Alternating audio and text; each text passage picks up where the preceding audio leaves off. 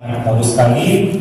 Baiklah, untuk sesi ketiga langsung saja kita persilakan pada narasumber ketiga kita, Dr. Muhammad John Abrahim SPKJ. Untuk sedikit singkatnya, beliau merupakan lulusan dari Psikiatri UNS Surakarta pada tahun 2013. Saat ini 17 ya dok ya. Oke, baik.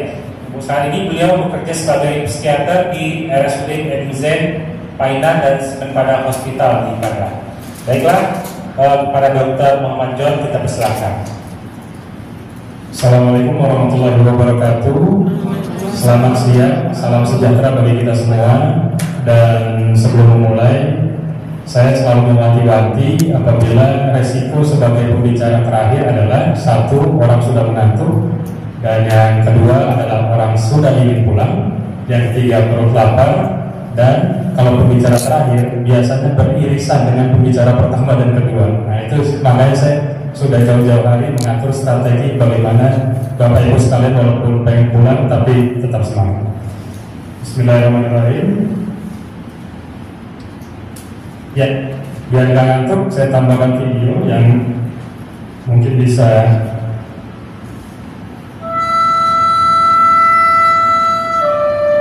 Ya, negeri kita, negeri Nusantara, dengan ratusan suku dan budaya, 1.300 suku, 700 bahasa, dan Nusantara ini begitu luas dengan flora dan faunanya yang begitu beragam.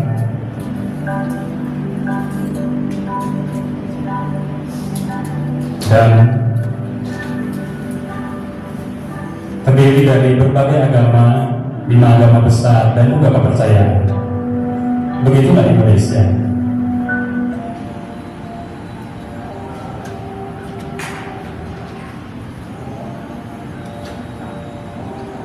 Baik.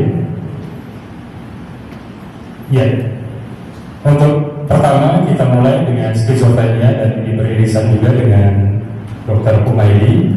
Kita ulangi lagi definisinya untuk gangguan jiwa kronis, schizophrenios, di mana pikiran yang terbelah dan juga adanya gejala positif, kemudian juga gangguan kognitif, neurotransmitter, semua sudah dijelaskan dengan sangat jelas oleh Dr. Kumaili yang pertama. Dan pada prognosis inilah penekanan pada bab saya, di mana peranan daripada budaya terhadap persepsi dan juga pengobatan pasien skizofrenia. Dan nanti di akhir juga ada saya studi kasusnya untuk pasien yang menggunakan jimat dalam kesehariannya dan juga berobat di polis saya. Dan kita melihat bahwa prognosis inilah yang penekanannya, yaitu pada kepatuhan pengobatan, kemudian juga dukungan sosial yang mempengaruhi, dan juga deteksi dan intervensi dini. Inilah yang menjadi masalah ketika budaya ini kadang-kadang bisa menghambat, bisa juga membantu. Next, berikutnya kita melihat bahwa faktor-faktor itu banyak untuk skizofrenia. Tadi sudah juga dijelaskan dengan sangat baik oleh Dr. Kumaili, yaitu untuk genetiknya itu 20-30% itu kerentanan keluarga dan juga genetiknya, kemudian juga dari biologisnya 25-35%, dari neurotransmitter dan juga gangguan struktur otak, dan juga psikologisnya atau masa kecil, stresor, dan juga gangguan kepribadian, dan sosial, dan juga pengobatan. Nah, penekanan saya adalah pada sosial dan pengobatan. Pengobatan ini memang jadi terhambat ketika mereka memakai sesuatu di unsur yang di luar dari medis, dan terkadang bisa positif, bisa negatif, dan juga bagaimana family support juga mempengaruhi. Saya percepat. Nah, kemudian kita melihat bahwa budaya ini adalah sesuatu nilai atau norma yang diyakini oleh suatu individu ataupun kelompok yang bisa menjadi pedoman di dalam kehidupannya. Nah, sekarang pengaruh positifnya apa? Yang pertama adalah pendekatan holistik. Mungkin lebih tadi sudah dijelaskan juga beberapa pembicara sebelumnya, lebih pendekatan holistik, fisik, spiritual, emosional, zikir, yoga, dan lain-lain. Dan kalau di Asia, terutama Asia Tenggara, untuk dukungan keluarga cukup bagus, sehingga budaya dan kolektivitasnya cukup bagus, dan juga untuk perawatan pasien skizofrenia sangat didukung. Dan pada sisi positif lainnya, pada pemikiran modern, terutama pada pengurangan stigma di negara barat, yaitu ilmu sudah berkembang sehingga untuk kepercayaan yang irasional bisa disingkirkan. Nah, kita juga melihat dari pengaruh budaya itu juga ada pengaruh negatif, yaitu stigma karena aib memalukan, sehingga disembunyikanlah pasien berlama-lama sebelum sampai ke tempat kita. Kemudian juga tunda pengobatan. Nah, di sini ada kasus pasien saya juga, nanti kita ceritakan psikodinamiknya, di mana tunda pengobatan ini dia rumah sakit bukan prioritas, dan kalau sudah parah baru ke rumah sakit atau menemui psikiater yang ada. Dan kemudian pengabaian obat medis. Nah, di sini saya juga membahas termasuk jimat yang digunakan oleh pasien saya, yaitu jimat dan juga hal-hal berbau mistis yang selalu kata pasien saya itu diupdate per 6 bulan. Luar biasa, kata dokternya per 6 bulan harus diganti jimatnya. Dan kemudian spiritual yang berlebihan, kadang-kadang dia meninggalkan pengobatan medis, sehingga ada hal yang bisa kolaboratif, ada juga yang bersifat memang sudah menjauhi daripada tenaga medis itu sendiri. Dan kita buat alurnya yang paling sederhana, yaitu jalur pengobatan dalam budaya. Dari dua pembicara sebelumnya sudah dijelaskan dengan sangat baik. Yang pertama, yaitu ketika pasien mengalami gejala gangguan mental dengan gangguannya, kemudian diamati oleh keluarga, kemudian dipertimbangkan, difikirkan oleh keluarga, kemudian keluarga mungkin masih perlu pendapat yang lebih baik lagi, kemudian datang ke tokoh adat. Ketika tokoh adat berpikir dan merenungkan, kayaknya perlu ada pertimbangan di luar diri saya, tokoh adat mengatakan kita datangi tokoh spiritual. Nah, tokoh spiritualnya tanda kutip adalah kita sebut juga dengan orang pintar. Dan ketika orang pintar juga merenung dan berpikir dan mengamati, sepertinya ini di luar kendali saya dan sudah semakin parah pasiennya, kemudian berpikirlah lebih baik bertemu dengan psikiater. Nah, ini range waktunya ini sangat panjang, dan ketika golden dari periodnya itu 3-6 bulan itu sudah diabaikan untuk datang intervensi dini dalam pengobatan skizofrenia, itu akan menyebabkan relapsnya cukup tinggi, relaps pada pasien, kemudian juga prognosis semakin memburuk, dan pengobatan mungkin akan lebih kompleks daripada dia langsung ketika ada pasien mengalami gangguan langsung datang ke psikiater. Nah, dinamika pengobatan skizofrenia ini di Nusantara itu memang banyak sekali. Yang pertama mungkin yang dicontohkan oleh Rahman dan Permana 2020 di Kalimantan Selatan. Beliau menekankan pada peran keluarga dalam konteks budaya lokal. Di sini adanya penolakan atau pesimisme terhadap pengobatan daripada medis itu sendiri. Kemudian di Jaya Aceh oleh Rostarika dan Error 2020, di sana juga kedukung dan kalau ke rumah sakit kalau sudah parah sekali. Dan penelitian lainnya itu pada di Sindang Jaya, yaitu intervensi edukasi yang melawan stigma budaya. Nah, kalau ini memang bersifat agak kolaboratif. Dan juga penelitian di Rumah Sakit Jiwa Aceh, pasien dan keluarga sebagai cobaan dari Tuhan, bukan kondisi medis, sehingga memperlambat daripada kunjungan pasien untuk diobati intervensi lebih dini lagi. Dan kita langsung beralih kepada jimat. Nah, jimat ini salah satu bagian daripada budaya di dalam pengobatan yang digunakan oleh disebut juga tokoh spiritual atau orang pintar atau juga buku. Nah, istilah itu banyak di berbagai daerah. Yang pertama, kalau istilahnya tabis itu di Asia Selatan, kalau di Afrika Selatan muti, di Indonesia jimat sebutnya. Kemudian kalau di Indonesia simbol-simbol tulisan Arab, lokal dan Timur Tengah.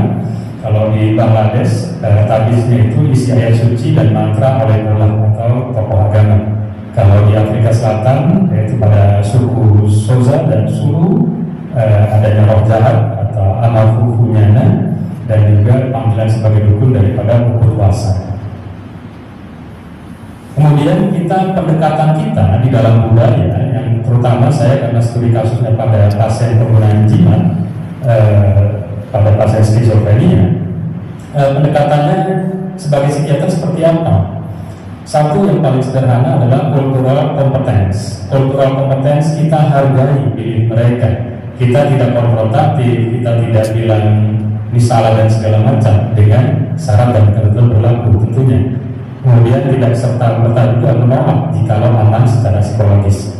Kemudian juga American Psychiatric Association telah memberikan guidelines on cultural formulation interview, di mana pemberian komplementer ini dengan syarat. Jadi misalnya mau dikombinasikan dengan orang tokoh spiritual, dengan syarat satu tidak ada efek samping, yang kedua adalah tidak menggantikan obat utama jiwa, dan yang ketiga tidak memperkuat delusinya. Jadi kalau jimat itu tambah memperkuat pahamnya, itu kita mesti mengcounternya, tetapi dengan cara yang juga lebih efektif. Dengan nanti saya jelaskan. Nah, berikutnya yaitu apabila kita juga ingin, atau sekarang kan pengobatan itu untuk efektivitasnya itu kadang-kadang dia putus obat 40-60% saja keberhasilan pengobatan, karena terputus dan segala macam. Ataupun juga karena penggunaan jimat, orang pintarnya bilang, oh ya udah istirahat dulu, berobat, mungkin sama saya fokus dulu, itu menjadikan kita sebagai musuh. Nah, di satu sisi kita adalah kolaboratif, mungkin juga nanti untuk jimatnya itu juga kita posisikan sebagai sesuatu yang tidak menjadi waham. Yaitu pertama kita lakukan CBT, Cognitive Behavior Therapy, yaitu pasien diidentifikasi dan juga diobat. Pola pikir negatif dan juga pikiran yang realistis. Yang kedua psikoedukasi, yaitu pemahaman yang lebih baik, peran keyakinan dan pengaruhnya terhadap kesehatan mental. Kemudian juga terapi keluarga dan diskusi kelompok. Yang ketiga adalah terapi keluarga, meningkatkan komunikasi dan dinamika keluarga dalam menangani pemakaian jimat, dan juga pemahaman bersama mengurangi ketergantungan pada jimat, dan juga kita harus diskusi terbuka dengan keluarga pasien.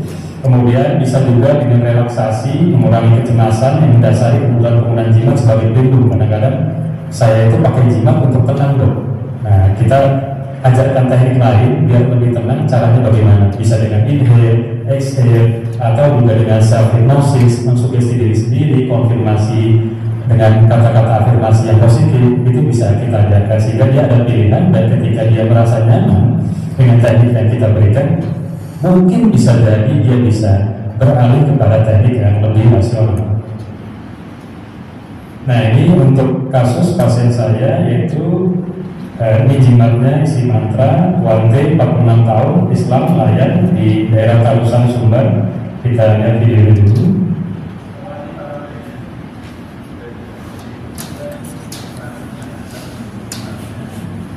Mungkin suaranya bisa dibesarkan.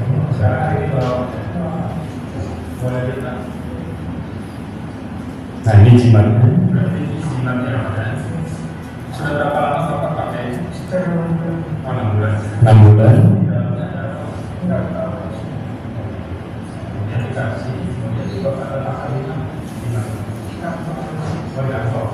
Ya, ditambahkan saku biar lebih tenang.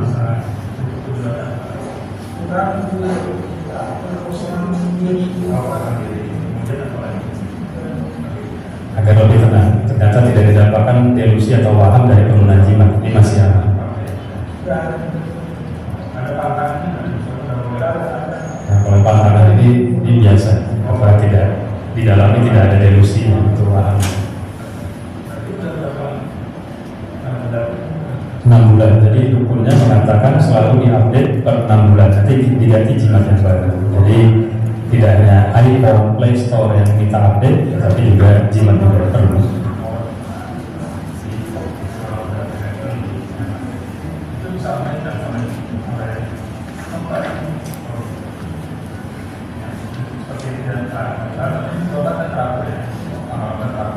Ya, kita tekankan bahwa berobat harus teratur dan kita tidak konfrontatif di dalam pengobatan terhadap penggunaan jimat itu sendiri. Nah, di sini untuk psikodinamikanya, yaitu Wante, 46 tahun, Islam, nelayan, Tarusan, Sumbar. 2005 memang sudah dikeluarkan keluarga, bicara sendiri dan turun. Kemudian 2006 dibawa ke orang pintar atau dukun dan dikatakan dukun, kemasukan roh jahat dan diberikan mantra dan jimat. Jadi dia dari 2006 sudah bermacam-macam jimat. Dan juga dibawa keluarga ke rumah sakit RSUD Polijiwa dengan halusinasi auditorik, dan juga diberikan pengobatan dari luar pada 2015 dengan chlorpromazin dan juga risperidon 2 mg. Jadi dari waktunya dari 2005 ke 2015, berarti 10 tahun. Jadi jeda dari pengobatan medisnya. Dan di 2020 masih kombinasi pengobatan tradisional jimat karena lebih tenang dan pakai jimat, dan masih sering juga putus obat jiwa. Dan pada 2025 ini pasien sudah tidak sering putus obat lagi dan masih menggunakan jimat agar merasa tenang, dan masih tetap mengutamakan pengobatan jiwa di Polijiwa. Dan seperti biasa, karena pembicaraan ada pantun, maka saya orangnya ikut-ikutan untuk baca pantun juga. Ya, karena kita mungkin akan berpisah dan pulang ke tempat masing-masing. Burung merpati terbang berpasang, singgah sejenak di pohon randu. Para psikiater kembali ke padang, membawa semangat dan ilmu yang baru. Wabillahi taufiq wal hidayah. Wassalamualaikum warahmatullahi wabarakatuh. Yang berikan kampus buat Dr. Muhammad John Abraham, SPKJ. Baiklah Bapak Ibu, untuk selanjutnya kita masuk ke sesi diskusi atau tanya jawab untuk ketiga materi kita tadi. Kepada Bapak Ibu peserta yang mau bertanya atau mungkin bisa juga sharing kasus ya Dok ya, yang terkait dengan religi, budayaan dalam penanganan pasien, itu boleh silakan untuk berbagi, untuk kita diskusikan bersama-sama. Silakan Bapak Ibu yang mau bertanya, silakan silakan pada guru saya Dr. Amel. Mungkin sini aja kali ya. Ini tidak usah ke.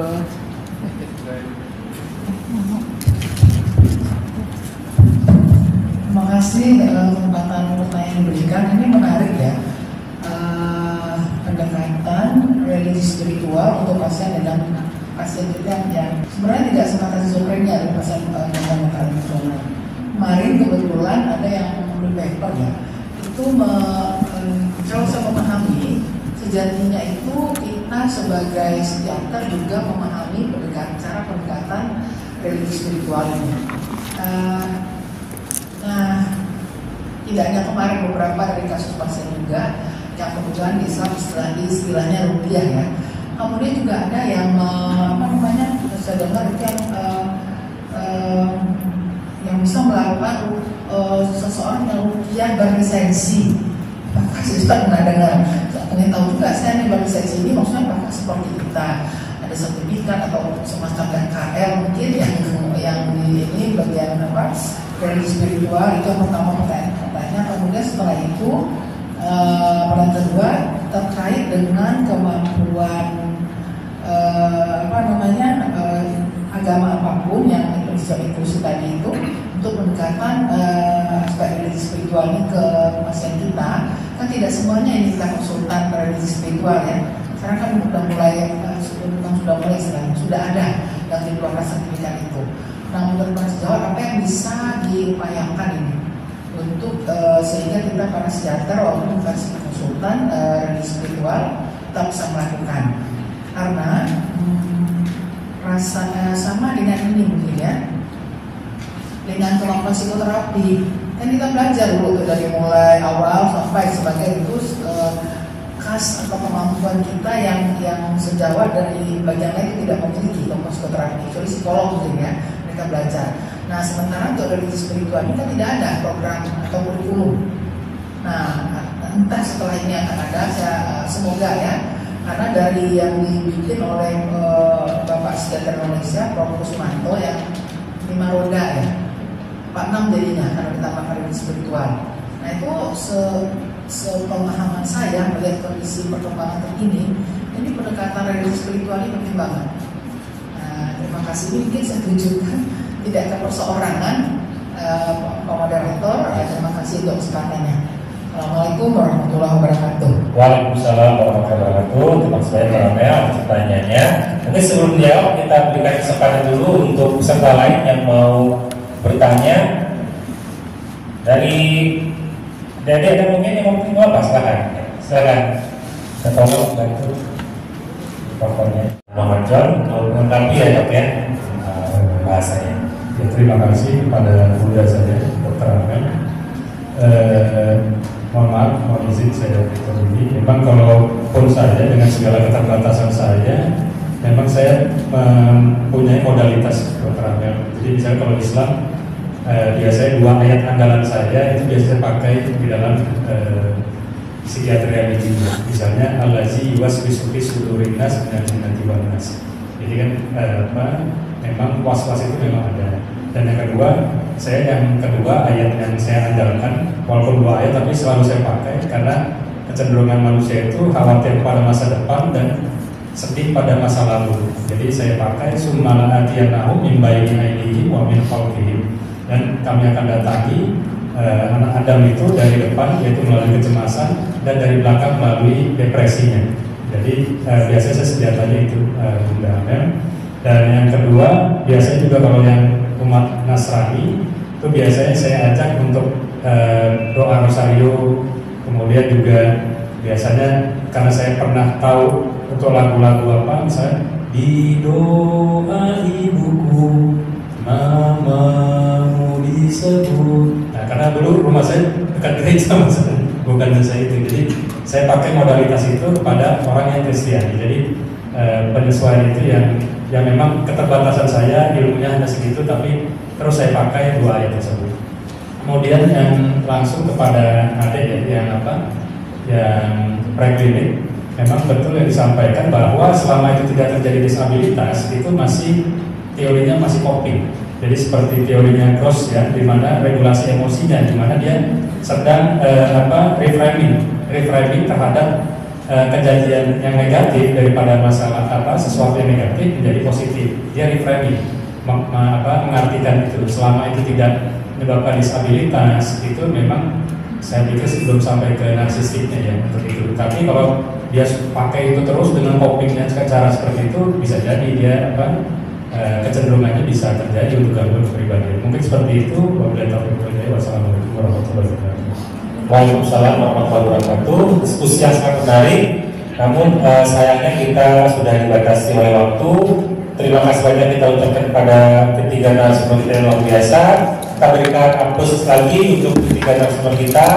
Terakhir selaku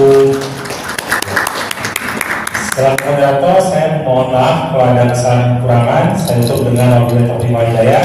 Assalamualaikum warahmatullahi wabarakatuh. Waalaikumsalam warahmatullahi wabarakatuh. Terima kasih banyak.